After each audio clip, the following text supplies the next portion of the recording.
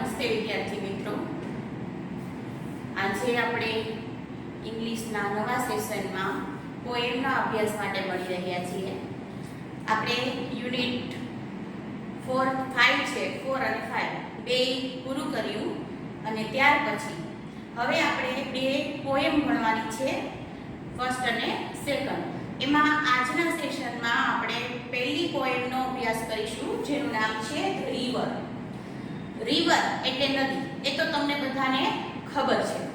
પણ અહીંયા આ પોએમની અંદર નદીની તો વાત કરી છે, પણ નદીને આપણા જીવનની અલગ અલગ અવસ્થાઓ સાથે એને કમ્પેર કરવામાં આવી છે, એની સરખામણી કરવામાં આવી છે. આપણી જીવનની માનવ જીવનની ઘણી બધી અવસ્થાઓ હોય છે, જેના વિશે કદાચ તમે અગાઉ કોઈ વિષયની અંદર અભ્યાસ કરેલો હશે. તો ફરી એક વખત તમને યાદ કરાવી દઉં કે આપણી માણસોની અંદર મનુષ્યની જે જીવનની અવસ્થાઓ છે અલગ અલગ, એમાં સૌથી પહેલી ગર્ભાવસ્થા, બાલ્યાવસ્થા, કિશોરાવસ્થા, યુવાવસ્થા, તરુણાવસ્થા, પ્રૌઢાવસ્થા, વૃદ્ધાવસ્થા, આમ અલગ અલગ પ્રકારની અવસ્થાઓ આપણા જીવનની અંદર આવતી હોય છે. તો આપણે અહીંયા આ પોએમની અંદર નદીને આપણા જીવનની મુખ્ય 4 અવસ્થાઓ સાથે સરખામણી કરવામાં આવેલી છે. તો એ કઈ 4 અવસ્થાઓ? તો એક તો છે બાળપણ, એટલે કે બાલ્ય અવસ્થા, જે એકદમ નિખાલસ, નિસ્વાર્થ અને ખૂબ જ આનંદમય વીતતી હોય છે. તો પહેલા સ્ટાન્જાની અંદર આ પોએમ છે 4 સ્ટાન્જામાં ડિવાઈડ થયેલી છે. એમાં પહેલા સ્ટાન્જાની અંદર નદીને કવિએ કેની સાથે સરખાવી છે? તો બાલ્ય અવસ્થા સાથે, બાળક સાથે સરખાવી છે, કે જેવું બાળક હોય છે એવી જ નદી છે એ બાળકની જેમ વર્તન કરતી હોય છે. સેકન્ડ સ્ટાન્જાની વાત કરીએ એટલે કે બીજી પંક્તિની અંદર કવિએ આ નદીને યુવાવસ્થા સાથે સરખાવી છે. યુવાવસ્થા હંમેશા કેવી હોય છે? થોડી અધીરી, જેનામાં ધીરજ ઓછી હોય છે, ઝડપથી કંઈક મેળવી લેવાની ઈચ્છા હોય છે, અને સ્વભાવ જોઈએ તો એકદમ ક્ષણિક વાર માટે બદલાતો એવો સ્વભાવ હોય છે. થોડી વાર માટે ગુસ્સો આવી જાય ઝડપથી, તો થોડી વાર શાંત પણ થઈ જાય. આમ સ્વભાવની અંદર પણ આ અવસ્થાની અંદર વધારે પડતો ઉછાળો જોવા મળે છે. ત્યાર પછી ત્રીજા સ્ટાન્જાની વાત કરીએ તો ત્રીજા સ્ટાન્જાની અંદર કવિએ નદીને આપણી પ્રૌઢાવસ્થા સાથે સરખાવી છે. આ પ્રૌઢાવસ્થા એટલે શું? તો 40 થી 60 વચ્ચેની જે ઉંમર છે એને આપણે પ્રૌઢાવસ્થા કહીએ છીએ. તો આ અવસ્થાની અંદર વ્યક્તિ છે ને એ પીઢ થઈ ગયો હોય છે. આપણે કહીએ ને કે આ તો પીઢ વ્યક્તિ છે. પીઢ મીન્સ કે એનામાં જીવનના અનુભવો ઉપરથી એનામાં શું સાચું છે, શું ખોટું છે, એ ક્ષમતા છે, એ સમજવાની ક્ષમતા કેળવાઈ ગઈ હોય છે. એ આમ જોઈએ ને તો સ્થિર અવસ્થામાં હોય છે, કે નહીં કોઈ જીવનની અંદર સ્વભાવની અંદર વધારે પડતો ઉછાળો કે નહીં, સાવ શાંત, એકદમ નોર્મલ ચાલતી એવી અવસ્થા છે. અને એકદમ આપણે કહીએ ને કે એની અંદર સમજણ શક્તિ છે એ વ્યક્તિની અંદર ખૂબ વધારે હોય છે. અને છેલ્લા ચોથા સ્ટાન્જાની વાત કરીએ તો ચોથા સ્ટાન્જાની અંદર કવિએ નદીને આપણી વૃદ્ધાવસ્થા સાથે સરખાવી છે. વૃદ્ધાવસ્થાની અંદર વ્યક્તિ છે એ મૃત્યુની રાહ જોતો હોય છે, કે ઝડપથી પોતાને મૃત્યુ મળી જાય, મોક્ષ મળી જાય. પોતાના શરીર છે એ નબળું પડી ગયું હોય છે, એની અંદર તાકાત છે એ ઓછી થઈ ગઈ હોય છે, શરીરના અંગો છે એ કામ કરતા ઓછા થઈ ગયા હોય છે. આવી અવસ્થામાં વ્યક્તિ છે એ જીવનથી કંટાળી અને મૃત્યુની રાહ જોતો હોય છે, મૃત્યુ માટે અધીરો હોય છે. તો આવું નદી માટે પણ આવી રીતે આ નદીને આપણી વૃદ્ધાવસ્થા સાથે પણ સરખાવવામાં આવેલું છે. આમ આ પોએમની અંદર 4 સ્ટાન્જા છે, અને 4 સ્ટાન્જાની અંદર પહેલા સ્ટાન્જામાં બાળપણ સાથે એટલે કે બાલ્ય અવસ્થા, બીજામાં યુવા અવસ્થા, ત્રીજામાં પ્રૌઢાવસ્થા અને ચોથામાં આપણે વૃદ્ધાવસ્થા સાથે નદીને સરખાવવામાં આવેલી છે. હવે આપણે કાવ્ય પંક્તિ દ્વારા એ જોશું કે કઈ રીતે નદીને આ અવસ્થાઓ સાથે કમ્પેર કરવામાં આવેલી છે. તો પોએમ ટેક્સ્ટબુકની અંદર બધા કાઢજો અને પોએમ છે એ બધી નાની નાની હોય છે, અંગ્રેજીમાં બહુ મોટી પોએમ આપણે હોતી નથી, એટલા માટે એક તમારે એમાં અમુક શબ્દો જેવા હોય કે જેના અર્થ આપણને ના ખબર હોય, આપણા માટે નવા હોય, તો એ શબ્દોના અર્થ લખતા જજો તમે. અને મિત્રો પોએમ છે ને એને સમજવી ખૂબ જરૂરી છે, કારણ કે પાઠ છે એ તો તમે વાંચીને તમે એનો અંદાજો લગાવી શકો છો કે એમાં શું કહેવા માંગે છે, અને આસાનીથી તમે પ્રશ્નોના જવાબ શોધી શકો છો. પણ જ્યારે આપણે કાવ્ય ભણતા હોય, પોએમ ભણતા હોય, ત્યારે એના જે પંક્તિઓ હોય છે, કાવ્ય પંક્તિઓ, એનો અર્થ છે એ કંઈક અલગ જ થતો હોય છે, એનો ભાવાર્થ કાઢવો પડતો હોય છે આપણે. અને જ્યારે એ ભાવાર્થ સમજી અને પ્રશ્નનો જવાબ જાતે બનાવીને લખવો પડે ત્યારે આપણે થોડુંક પેલા પાઠના પ્રશ્ન કરતાં થોડું અઘરું પડતું હોય છે. એટલા માટે જો તમે પોએમને સારી રીતે સમજ્યા હશો તો તમે એના આન્સર છે એ સારી રીતે લખી શકશો, તમે સમજી શકશો કે શું પ્રશ્ન પૂછવામાં આવ્યો છે અને એનો કેવી રીતે જવાબ આપવો આપણે. તો ચાલો આપણે સ્ટેપ બાય સ્ટેપ પોએમ જોતા જઈએ. તો સૌથી પહેલા ફર્સ્ટ સ્ટાન્ઝામાં જઈએ. રિવર રિવર લિટલ રિવર, નદી નદી, લિટલ એટલે નાની, નાની નદી, કારણ કે બાળક પણ કેવું હોય છે ઉંમરમાં, નાનું હોય છે. નદી નદી નાની નદી, એટલે અહીંયા આપણે નદીને કેવી કરી છે, નાની નદી.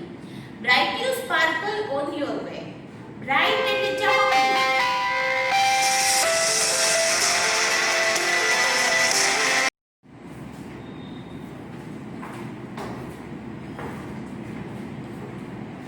તો આપણે જોતા હતા કે નદી નદી નાની નદી, બ્રાઇટ યુ સ્પાર્કલ, બ્રાઇટ એટલે ચમકવું, અહીંયા સ્પાર્કલ એટલે ચમકવું થાય અને બ્રાઇટ એટલે પણ ચમકવું થાય. પણ આ પોએમની અંદર બ્રાઇટ યુ સ્પાર્કલ, હવે અહીંયા આનંદથી ચમકવાની વાત થાય છે, એટલે આનંદથી ચમકતી, on your way, on your way, way એટલે રસ્તો, તારા માર્ગમાં આનંદથી ચમકતી, over the yellow pebble dancing, over એટલે ઉપર, યલો, પેબલ્સ એટલે પથ્થર,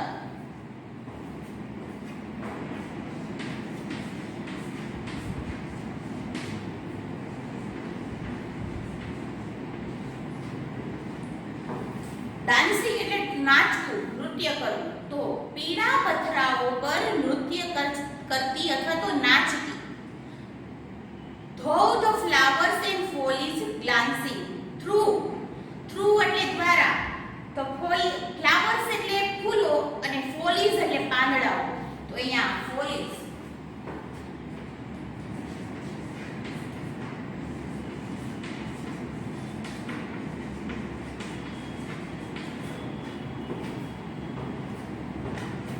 Like a child at play, like એટલે જેવું, child એટલે બાળક, at play એટલે રમતું હોય, રમતું બાળક. અહીંયા જો નદી નદી નાની નદી, આનંદથી ચમકતી તારા માર્ગમાં, એટલે બાળક છે એ જીવનની અંદર આગળ વધતું હોય છે, એના માર્ગ ઉપર આગળ વધતું હોય છે, પણ એ કઈ રીતે આનંદથી એનું જીવન વ્યક્ત થતું હોય છે. તો આ વ્યતીત જીવન આનંદથી જે થતું હોય છે, એટલે નદીને પણ એમ કે છે, નદી પણ જ્યારે એ ઝરણા રૂપે, નાના સ્વરૂપે જ્યારે પર્વત ઉપરથી નીકળે છે, એ નાની એવી નદી એટલે જેને આપણે ઝરણું કહીએ છીએ, એ આનંદથી પોતાના માર્ગની અંદર આગળ જતી હોય છે. Over the yellow pebble dancing, yellow payable એટલે પીળા પથરાઓ પર નાચતી છતી, એટલે પર્વતમાંથી જ્યારે નીકળતી હોય છે, એની પથરાઓ ને બધું જે નીચે હોય છે એની ઉપરથી એ વહેતી જતી હોય છે, એટલે જ્યારે એનો પ્રવાહ પથરાઓને કારણે ઉપર નીચે થતો હોય છે, એને ડાન્સિંગ એમ કીધું છે કે નાચતી જતી. કારણ કે બાળક પણ એની અવસ્થામાં આવતા જે કંઈ પણ એના માટેના જે કંઈ પણ દુઃખ છે, દર્દ છે કે નવા અનુભવો છે, એ અનુભવોને એ પસાર કરતું કરતું આગળ વધતું જાય છે. થ્રુ, ફ્લાવર એટલે ફૂલો અને ફોલિઝ એટલે પાંદડાઓ, ગ્લાન્સિંગ એટલે જોવું, ફૂલો અને પાંદડાઓને જોતી જતી, એટલે જ્યારે નદી પસાર થતી હોય છે ત્યારે ફૂલો અને પાંદડાઓ જે આજુબાજુમાં બંને બાજુ કિનારાઓ ઉપર જે ઉગેલા છે એને જાણે જોતી જતી હોય એવું લાગે છે. એમ બાળક પણ એ આપણી આજુબાજુનું જે જે વાતાવરણ છે, આજુબાજુનો સમાજ છે, એને જોઈ અને જીવનની અંદર એ આગળ વધતો હોય છે, એમાંથી કંઈક ને કંઈક શીખતો જતો હોય છે. Like a child at play, જાણે બાળક રમતું હોય, એટલે કે રમતું બાળક હોય એવી રીતે નદી છે એ આગળ વધતી જાય છે. ફરીવાર માત્ર આપણે આ સાંજાનું ગુજરાતી કરશું. નદી નદી નાની નદી, આનંદથી ચમકતી તારા માર્ગમાં, પીળા પથરાઓ પર નાચતી જતી, પાંદડા અને ફૂલોને જોતી જતી, જાણે કે રમતું બાળક. હવે આપણે પહેલા સ્ટાન્ઝા જોયો, હવે આપણે બીજો સ્ટાન્ઝા જોશું, જેની અંદર આપણે અગાઉ વાત કરી એ પ્રમાણે એ કવિએ નદીને યુવાવસ્થા સાથે સરખાવી છે. હવે યુવાવસ્થા, બાલ્યાવસ્થા તો આપણે સમજ્યા કે ભાઈ બાળપણનો જે અવસ્થા છે ને બાલ્યાવસ્થા, પણ યુવાવસ્થા છે એ કઈ અવસ્થા જીવનની કહેવામાં આવે છે? તો 11-12 વર્ષથી લઈ અને 20 વર્ષ સુધીની જે અવસ્થા છે ને એને આપણે તરુણાવસ્થા કહીએ છીએ.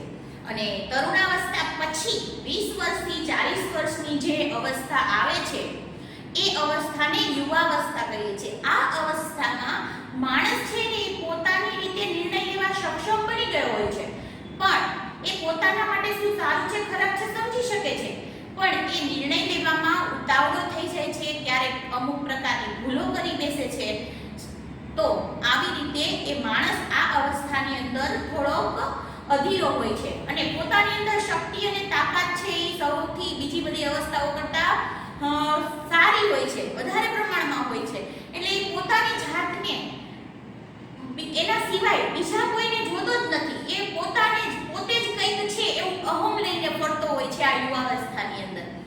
એટલા માટે જો અહીંયા કીધું છે રિવર સ્વેલિંગ રિવર. સ્વેલિંગ એટલે ઉછળતી. જે યુવાવસ્થામાં માણસ છે એ ઉછળતો હોય પોતાની તાકાત અને પોતાના બળથી, જે આપણે કહીએ ને કે એક પગ ઊંચા ચાલે એવું આપણે ઘણીવાર કહેતા હોય, તો એક ડગલું ઊંચું ચાલતો હોય છે આ વ્યક્તિ. એટલે અહીંયા નદીને પણ નદી ઉછળતી નદી એવું કીધું છે. તો સ્પેલિંગ એટલે શું થશે? ઉછળતી.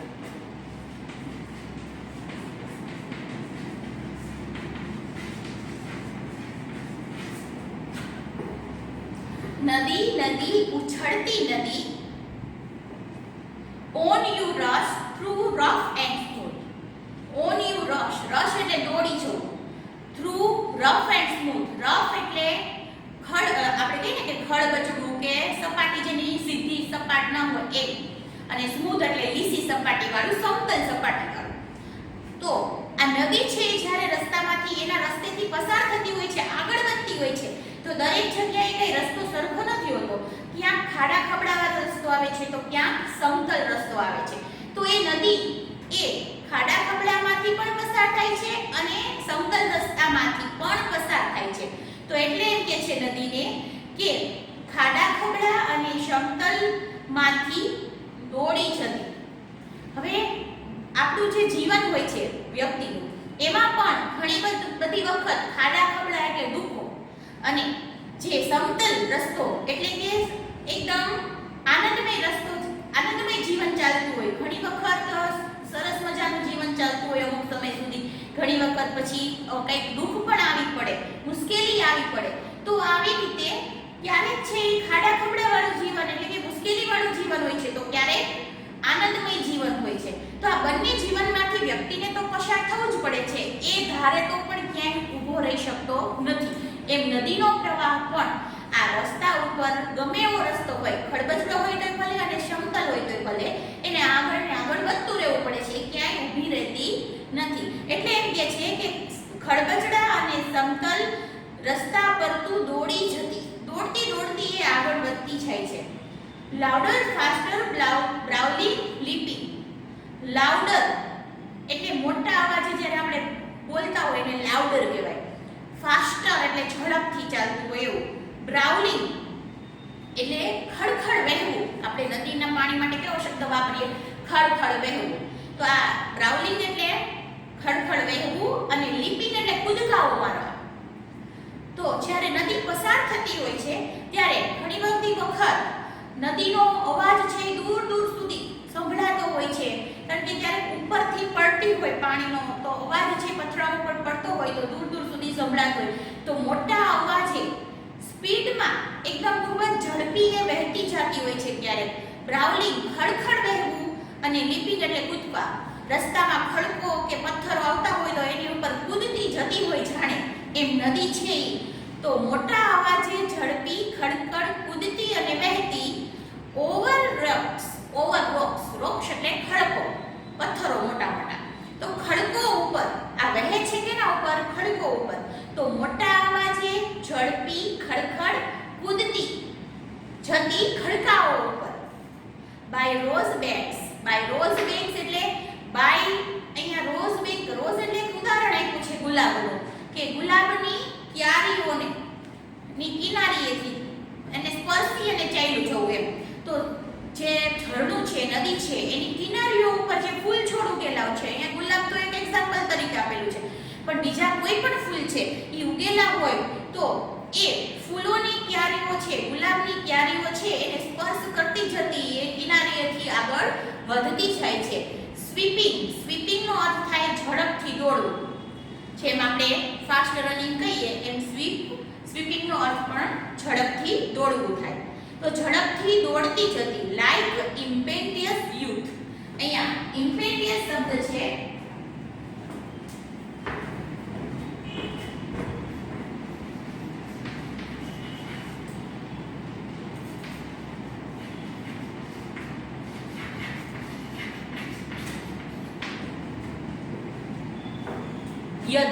અધીરું નો અર્થ શું થાય કે જેનામાં ધીરજ ન હોય, ઉતાવળ હોય એવું, એને આપણે અધીરું વ્યક્તિ કહીએ.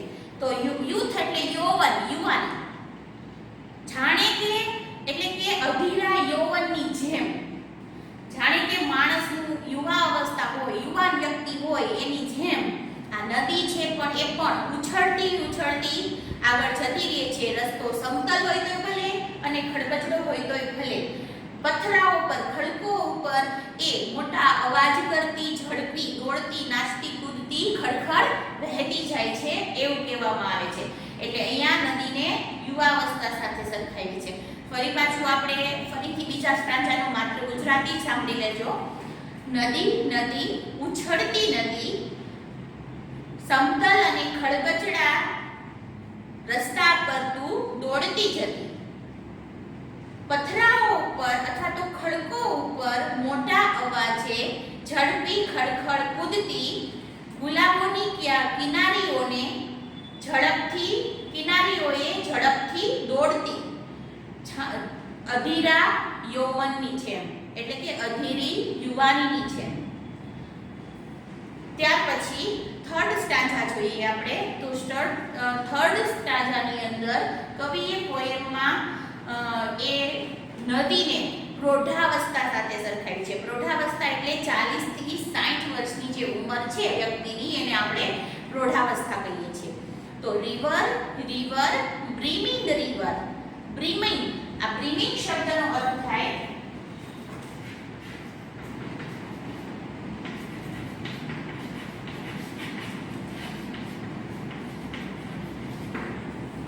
છલકતું. નદી છલકતી નદી. નદીને અહીંયા કેવી કીધી છે? છલકતી કીધી છે. શું કામ? તો આ અવસ્થાની અંદર માણસની અંદર એકદમ કહીએ ને આપણે કે જેટલું જરૂરી છે જીવન જીવવા માટે એટલું જ્ઞાન પૂરતા પ્રમાણમાં આવી ગયેલું હોય છે. એ સમજી શકે છે કે આ જીવન શું છે, એ કઈ રીતે જીવવું જોઈએ, શું કરવું જોઈએ, શું ન કરવું જોઈએ, એ જ્ઞાન એની અંદર આ અવસ્થામાં આવી ગયું હોય છે. જે બાલ્ય અવસ્થા અને યુવા અવસ્થાની અંદર એ ઓછું હતું. તો આ અવસ્થા છે એમાં વ્યક્તિની અંદર જ્ઞાન છે પૂરતું આવી ગયું હોય છે જીવન જીવવા માટેનું. એટલે એ જ્ઞાનથી છલકતું છે વ્યક્તિ એવું કહેવામાં આવે છે. એટલા માટે નદીને પણ અહીંયા કેવી કીધી છે? બ્રીમિંગ, છલકતી નદી. નદી છલકતી નદી. Broad and deep. બ્રોડ એટલે પહોળું અને ડીપ એટલે ઊંડું. તો પહોળી અને ઊંડી એન્ડ સ્ટીલ એન્ડ સ્ટીલ એટલે અહીંયા સ્થિર.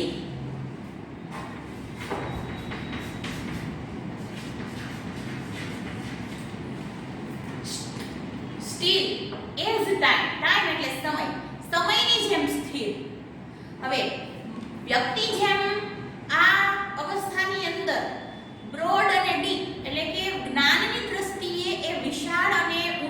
સમજણ શક્તિ વાળો હોય છે, એમ નદી પણ ઊંડી અને પહોળી હોય છે અને સમયની જેમ સ્થિર હોય છે. સમયની જેમ સ્થિર એટલે સમય છે એ ક્યારે એની મરજીથી ઝડપથી ચાલવા માંડે, ક્યારેક ઓછો ચાલવા માંડે. એવું તમે ક્યારે જોયું છે કે ઘડિયાળનો કાંટો ભાઈ આજે તો બહુ ઝડપી ચાલે છે, કાલે ધીમો ચાલતો હતો? એવું ક્યારેય નથી થતું. એ એકદમ સ્થિર અવસ્થામાં જ એક જ સરખી ગતિથી ચાલતો હોય છે. એમ આ અવસ્થાની અંદર પણ વ્યક્તિ છે એ એક સરખી ગતિથી ચાલતો હોય છે. નહીં ક્યારેક કોઈ ઉતાવળ કે નહીં ક્યારેક કોઈ એકદમ ધીરજ, મીડિયમ મધ્યમ સ્તરની ગતિથી એ આખા આ અવસ્થાની અંદર એ પોતાના જીવનમાં આગળ વધતો હોય છે. એમ નદી પણ સમયની જેમ સ્થિર એટલે કે એ વહેવાનું સતત ચાલુ જ રાખે છે, એ ક્યારેય રોકાતી નથી. તો એટલા માટે એમ કહે છે કે સમયની જેમ સ્થિર. સીમિંગ સ્ટીલ એટલે કે સીમિંગ એટલે દેખાવ, સ્થિર દેખાતી, yet still in motion. yet still, yet એટલે છતાં પણ, still in motion એટલે ગતિમાં વહેતી.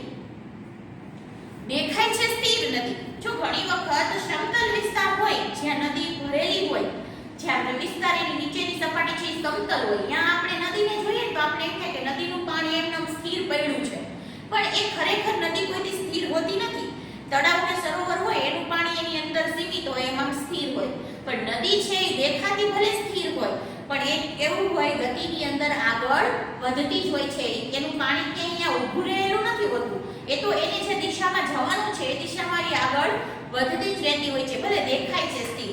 એમ વ્યક્તિ છે એ દેખાતો હોય છે સ્થિર, પણ એ જીવનની અંદર કઈ રોકાઈ નથી જતો, એની ઉંમર અહીંયા ઊભી નથી રહી જતી, એનું જીવન તો આગળ ને આગળ ચાલતું જ રહે છે. એટલે એમ કહે છે કે સ્થિર દેખાતી છતાં પણ ગતિમાં એ ચાલતી. જો અહીંયા પહેલું સ્થિર, અહીંયા સ્થિર આવ્યું અને આમાં પણ સ્થિર આવ્યું, તો yet still એટલે છતાં પણ, હજુ સુધી એ in motion ગતિમાં, એટલે બે અર્થની અંદર સરખું છે. આ સ્ટીલનો બીજો અર્થ છે એ હજી સુધી તો છતાં પણ કરી શકાય છે. tending onward to the ocean. tending નો અર્થ થાય આગળ વધવું.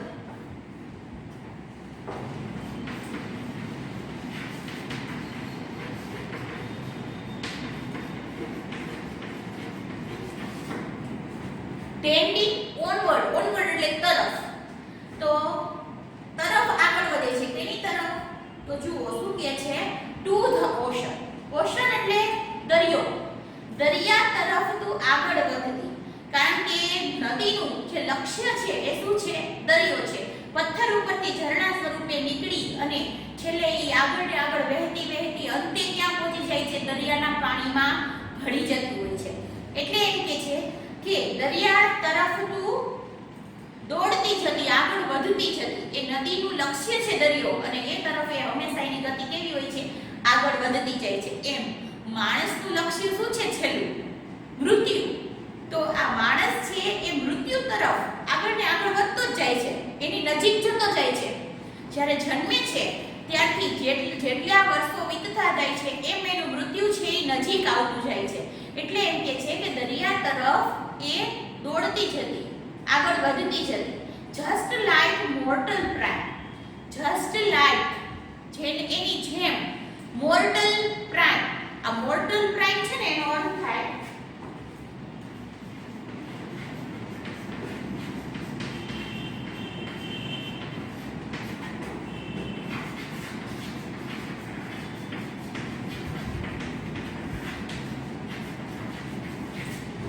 જીવનનો શ્રેષ્ઠ સમય.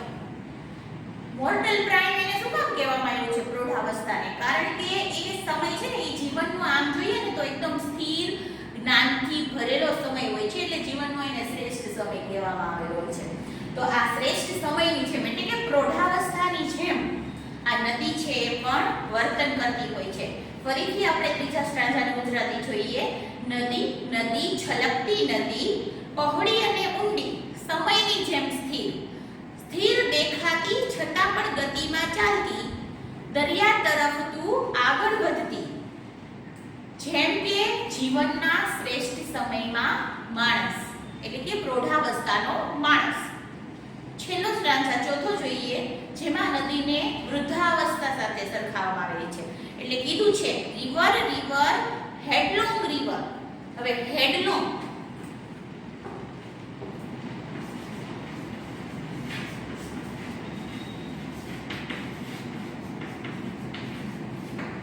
હેડલોંગ નો અર્થ થાય ઉતાવળું. નદી નદી ઉતાવળી નદી. અહીંયા ઉતાવળી શું કામ કીધી છે? કારણ કે નદી છે એ મૃત્યુ તરફ જવા માટે, એટલે કે નદીના લક્ષ્ય એટલે કે દરિયા તરફ જવા માટે ઉતાવળી હોય. એટલે જેમ જેમ દરિયો નજીક આવતો જાય ને એમ એને કે દરિયામાં જવા માટે ખૂબ ઉતાવળ હોય. એમ માણસને પણ આ વૃદ્ધાવસ્થામાં પોતાનું લક્ષ્ય છેલ્લું એટલે કે મૃત્યુ તરફ જવાની ઉતાવળ હોય. એ એવું જ માંગતો હોય કે ઝડપથી મને મૃત્યુ આવે. તો આ એને નદીને પણ ઉતાવળી કીધી છે. નદી નદી ઉતાવળી નદી. Down you does into the sea. Down you does. Does એટલે પણ ધસી જવું. આગળ રશ શબ્દ આવ્યો હતો, અહીંયા ડસ. આમ આ પોએમની અંદર બેનો અર્થ સિમિલર છે. એ શું થાય છે? ધસી જવું અથવા એ તરફ દોડી જવું.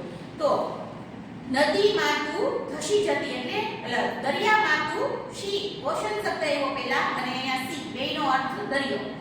તો દરિયામાં તું ધસી જતી એટલે જેવો દરિયો એને મળે એ દરિયામાં એ ઘૂસી જાય છે, ધસી જાય છે.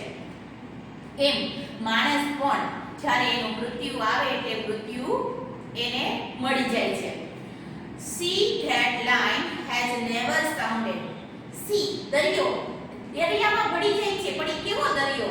તો એ દરિયો that કે line has never sounded. Any line એટલે સીમા અને has એટલે એનું માપ કરવું, never sounded એટલે એનો આપણે કહીએ ને કે એનો અવાજ જે છે એનો જે માપ છે એને આપણે માપી નથી શકાતું. એનો દરિયો છે એટલો વિશાળ છે જેની સપાટીને આપણે કદાચ માપવા બેસીએ તો આપણા માટે અશક્ય કહેવાય. તો એવું જેની સીમા છે એ અમાપ સીમા છે. એટલે કે જે મૃત્યુ પામે છે વ્યક્તિ, મૃત્યુ પછી શું થાય છે, મૃત્યુ કેવું છે એ કોઈને ખબર નથી. તો આ દરિયો કેવો દરિયો છે? મૃત્યુ છે એ અમાપ છે, જેને આપણે માપી નથી શકતા, એને સમજી નથી શકતા મૃત્યુને, કે મૃત્યુ પછી શું થાય છે એ હકીકત કોઈને ખબર નથી. એટલે એમ કે છે દરિયો કે જેની સીમા અમાપ છે, જેની સીમાને આપણે માપી નથી શકતા, એ મૃત્યુને પણ આપણે કોઈ રીતે માપી શકતા નથી. She had sailed hath never rounded. She દરિયો એવો દરિયો that કે sail એટલે પ્રવાસ.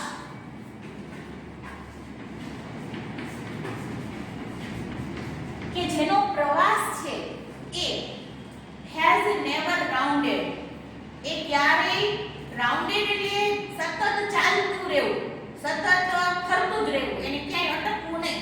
એટલે એમ કહેવાય કે એને સતત ચાલતું રહેવું એટલે નિરંતર કહેવાય. શબ્દ એના માટે ગુજરાતી નિરંતર છે. તો જેનો પ્રવાસ નિરંતર છે. નિરંતર પ્રવાસ કેમ કીધો છે દરિયાનો? કારણ કે દરિયાનું પાણી છે એ મોજા એક તરફથી બીજી દિશા તરફ અને બીજી દિશા તરફથી પાછા ભરતી આવે તો આગળ વધે, વળી ઓટ આવે. એમ પાણી છે એની અંદર રહે છે દરિયામાં, પણ માત્ર એનો પ્રવાસ છે એ પાણીનો સતત ચાલતો રહે છે, એ ક્યારેય અટકતો નથી. એટલે એમ કે છે દરિયો કે જેનો પ્રવાસ નિરંતર છે. એમ માણસની અંદર પણ મૃત્યુ પામે છે વ્યક્તિ ત્યારે આપણે આપણા શાસ્ત્રોની અંદર કહેવાય છે ને કે આત્મા અમર છે. આત્મા છે એ એક માણસના શરીરમાંથી નીકળી અને તરત જ નવો જન્મ, નવું શરીર ધારણ કરે છે. તો આવી રીતે આપણા જીવનનો, આપણી આત્માનો પ્રવાસ પણ કેવો છે? નિરંતર છે. એ સતત આગળ ને આગળ, એકમાંથી બીજામાં, બીજામાંથી ત્રીજામાં એ ચાલતો રહેવાનો છે, એ ક્યારેય અટકવાનો નથી. એટલે એમ કે છે કે જેનો પ્રવાસ નિરંતર છે, એટલે કે વ્યક્તિનો, આપણી આત્માનો પ્રવાસ એ કેવો છે? નિરંતર છે. Life eternity. ઇટર્નિટી એટલે અંતકાળ, અનંતકાળ પણ કહી શકાય છે ને.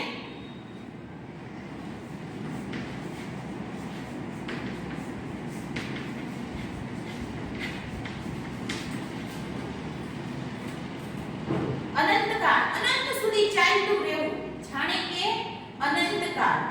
એમ મૃત્યુ છે, વૃદ્ધાવસ્થા છે, એ પણ આમ અનંત છે એ અંત તરફ જાય અને વળી પાછું નવેથી શરૂઆત થાય એમ અનંત છે. તો આવી રીતે આ ચોથા સ્ટાન્ઝાની અંદર આપણે ફરીથી ગુજરાતી કરીને જોઈએ તો શું કહેવામાં આવેલું છે કે નદી નદી ઉતાવળી નદી દરિયા તરફ તું ધસી જતી, દરિયો કે જેની સીમા અમાપ છે, દરિયો કે જેનો પ્રવાસ નિરંતર છે, અનંત કાળની જેમ. આમ આ કવિતાની અંદર કવિએ આપણને ચાર અલગ અલગ કાવ્ય પંક્તિઓ એટલે કે સ્ટાન્ઝાની અંદર નદીને ચાર અવસ્થાઓ સાથે સરખાવેલી છે. હવે આપણે પોએમમાંથી સ્પેલિંગ લખીએ છીએ, પછી ગ્લોસરી લખીએ છીએ પોએમની, અને આપણે એની એક્સરસાઇઝ છે પ્રશ્ન બાકી બુકમાં લખીએ છીએ, અને એક્સરસાઇઝની અંદર જે નાની નાની એક્સરસાઇઝ હોય છે એ આપણે ટેક્સ્ટ બુકની અંદર જ કરતા હોઈએ છીએ. તો ટેક્સ્ટ બુકની એક્સરસાઇઝ છે એ અત્યારે હું તમને કરાવી દઉં છું, અને જે બાકી બુકમાં લખવાનું છે એ તમને હોમવર્કમાં આપી દઉં છું. જે તમારે પાઠની જે પ્રશ્નની બાકી બુક બનાવી છે તમે 5 પાઠ સુધીની, એના પછીથી નવા પેજથી શરૂ કરી દેવાનું છે. આપણે અલગ વિભાગ બનાવવાનો નથી. એટલે 5 પાઠ પૂરા થાય પછી નવા પેજથી ત્યાંથી જ તમારે પહેલી અને બીજી પોએમ એમ બે લખી નાખવાની થશે.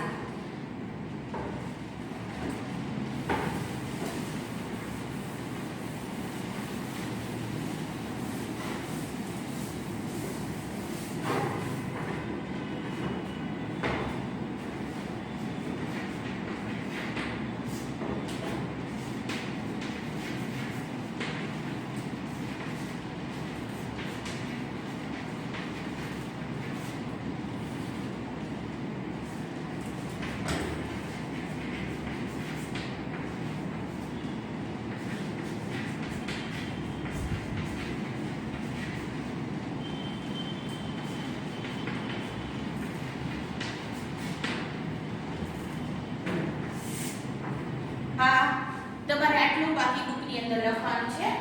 સ્પેલિંગ લખવાના છે પોએમના, જે નવા શબ્દો છે એમાં આવતા, ગ્લોસરી છે એમાં આપેલી છે ટેક્સ્ટ બુકમાં, અને સાથે C3 ની અંદર પોએમના પ્રશ્ન જવાબ આપેલા છે એ પણ તમારે લખવાના છે. જો એવું નથી હોતું પોએમની અંદર જેમ પાઠમાં પેરેગ્રાફમાંથી જે પ્રશ્નો બનાવીને પૂછાતા હોય છે, જેમ ખાલી સ્વાધ્યાયના જ પ્રશ્નો પૂછાય એવું હોતું નથી. એમ કાવ્યની અંદર પણ કે આ C3 ના જે પ્રશ્નો છે એ જ પૂછાય એવું હોતું નથી. તમને કાવ્યમાંથી બનાવીને પણ પ્રશ્નો પૂછી શકે છે. એટલા માટે જ મેં તમને અગાઉ પણ કીધું હતું કે કાવ્યને સમજવું ખૂબ જરૂરી છે, અને એનું ભાવાર્થ સમજવો ખાસ કરીને જરૂરી છે. તો આટલું તમારે પેનબુકની અંદર લખવાનું છે હોમવર્કમાં. હવે જે ટેક્સ્ટ બુકની એક્સરસાઇઝ છે એમાં C1 અને C2 આપણે કરવાની છે, જે તમને અત્યારે ટેક્સ્ટ બુકમાં સાથે લખવાનું છે. તો પહેલા આપણે C1 જોશું. તો C1 ની અંદર give opposite વિરોધાર્થી શબ્દ લખો. તો આની અંદર જે શબ્દો પોએમમાં એવા છે ને એ શબ્દોનો વિરોધાર્થી શબ્દ તમારે લખવાનો છે. તો પહેલું છે લાઉડર. લાઉડર નો અર્થ શું થાય? મોટા અવાજે બૂમ પાડીને બોલે ને આપણે લાઉડર કહીએ.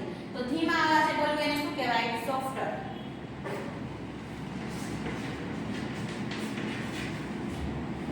બીજું છે ફાસ્ટર. ફાસ્ટર એટલે ઝડપથી ચાલવું, અને ધીમું ચાલવું એના માટે કયો શબ્દ છે? સ્લોવર.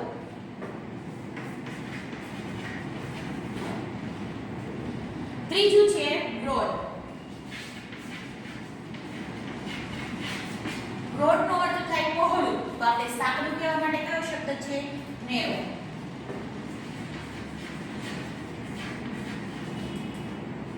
ત્યાર પછી ચોથું ડીપ. ડીપ એટલે ઊંડું. તો છીછરું કહેવા માટે કયો શબ્દ છે? શેલો.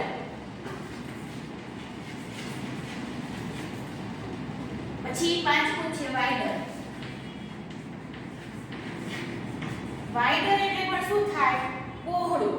જેમ આગળ આવ્યો તો શબ્દ બ્રોડ એટલે પહોળું થાય, એટલે વાઇડર એટલે પણ પહોળું થાય. તો એ જ એનો આપણે અહીંયા નેરો લખ્યું એ જ એનો ઓપોઝિટ વર્ડ થશે, પણ અહીંયા વાઇડર લખેલું છે તો આપણે નેરોની બદલે નેરો અર લખવું પડે.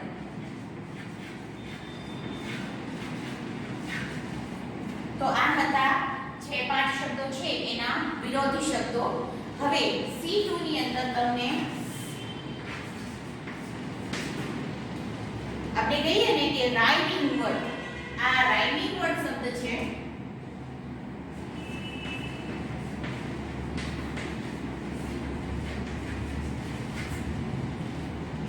આ રાઇમિંગ વર્ડ એટલે શું? જો આ ખાસ સમજી લેજો, તમે અગાઉ ભણવામાં આવેલું જ હશે, છતાં પણ તમને કહું કે પોયમની અંદરથી ઘણી વખત આવો એકાદો પ્રશ્ન તો આવતો જ હોય છે રાઇમિંગ વર્ડ વાળો.